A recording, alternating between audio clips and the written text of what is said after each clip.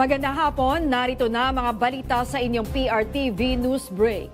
Libo-libong mga abandonadong balikbayan boxes na nakatenga sa Bureau of Customs ang ihahatid na sa mga may-ari nito.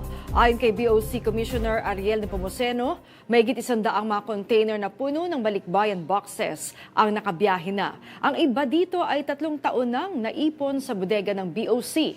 Target na maipamahagi ito sa loob ng 2 buwan. Malalawigin pa ng Agriculture Department hanggang sa Aklan.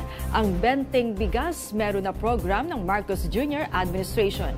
Inaasahang magbenepisyo ang nasa 85,000 individual. May kinabang sa 20 pesos kada kilo na bigas ang minimum wage earner, mga magsasaka at mangingisda, kasama na rin ang senior citizens, solo parents, Pantawid Pamilyang Pilipino program na mga benepisyaryo tulad ng persons with disabilities at transport sector.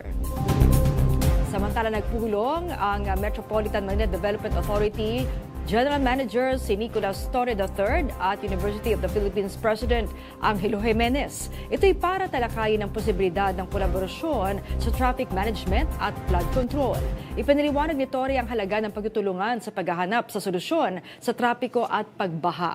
Umaasa si Torre na malaki ang maitutulong ng UP pagdating sa data gathering para makabuo sila ng mga pamamaraan kontra traffic at baha.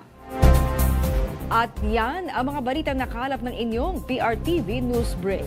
Live kami sa Free-to-Air, BIM Channel 31, Signal Channel 31 at sa YouTube. Tumutok din sa aming social media accounts sa Instagram, Facebook at TikTok sa @PRTV Prime Media. Abangan ang mas komprehensibong balitaan sa Arangkada Balita mamayang alas 5:30 ng hapon. Ako po si Maan Macapagal. Magandang hapon.